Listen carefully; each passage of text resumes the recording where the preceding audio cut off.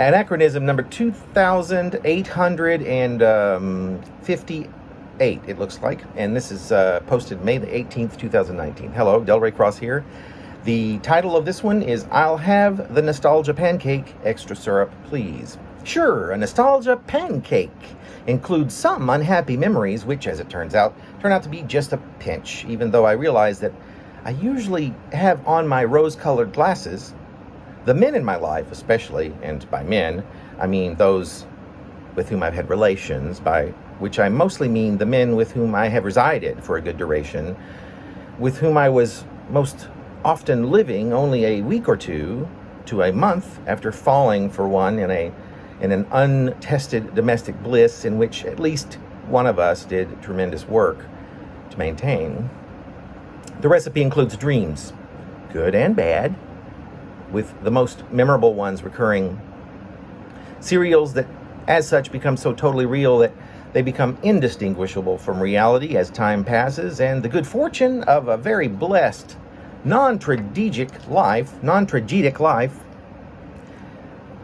without even a singular regret, replete with a filing by in twos and threes, etc., of a potential endowment of acquaintances and crushes from which to literally pick, as if standing hungrily at the entrance to the ark before the flood, deciding in an instant, as the line progresses in front of you, with whom to dismiss and with whom to spend the next few weeks, months, or even years.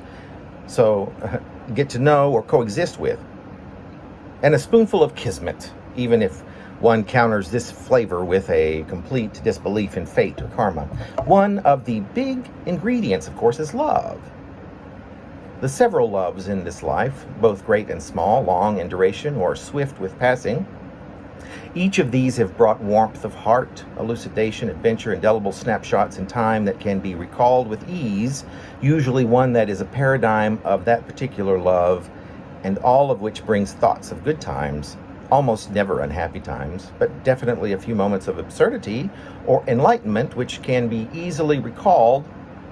This from someone for whom recalling is not a given. It is pretty unusual at times, unless there are words or photos of reminder, or when the wonderful moment of an odd trigger comes by someone or something that brings it all back like it was yesterday, a phenomenon for which I am immensely grateful.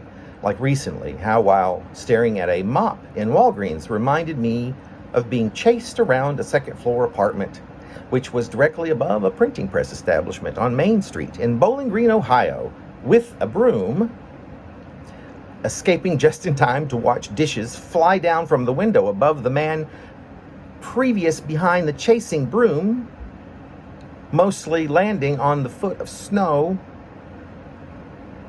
That was the winter norm in that part of my life, followed by an hour or so later, after making up, by a trio of police officers at our door asking about a domestic disturbance that had been called in by 3 or 4 neighbors.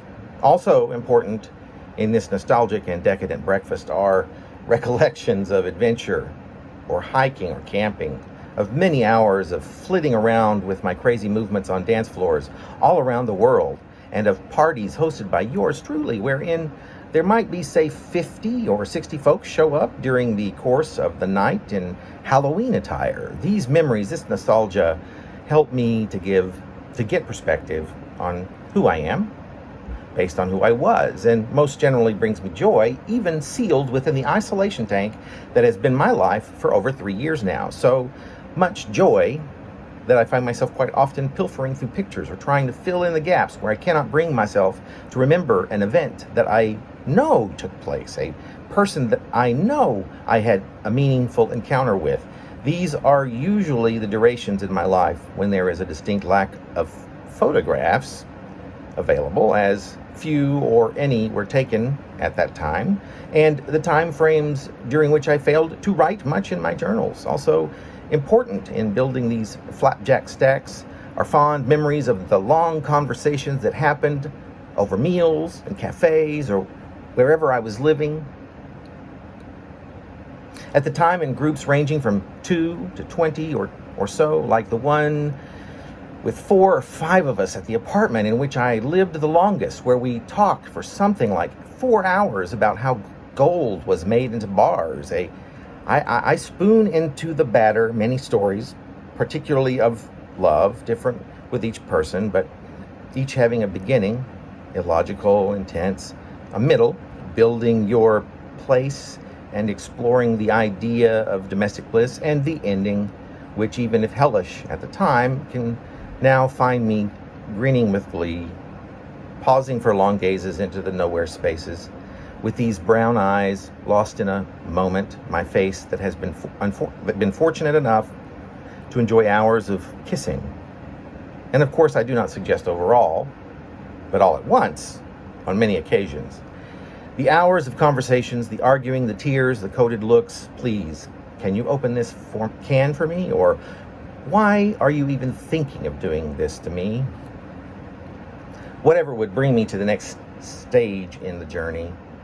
Adventures for sure, happiness, obviously, hedonism in its many forms, and so much love. I have learned to only speak for myself on this one, but I have so often felt it coming at me with as much certainty as the fact that I am actively returning it. Admittedly, it is easy to appreciate the value of such a blessed life when you find yourself in a long drought without most any of it. When you find yourself in unknown, undecipherable, troubled times, alone in a box you call helplessness. But you do what you know, if you know some good, and you do it with all you have inside of you. I will continue with this blessed and overly joyous existence, nourishing myself with these pancakes, which are drenched in maple syrup, which is almost too excitable for the tongue, especially now that I'm diabetic. But I'll be back there lickety-split. Just watch me.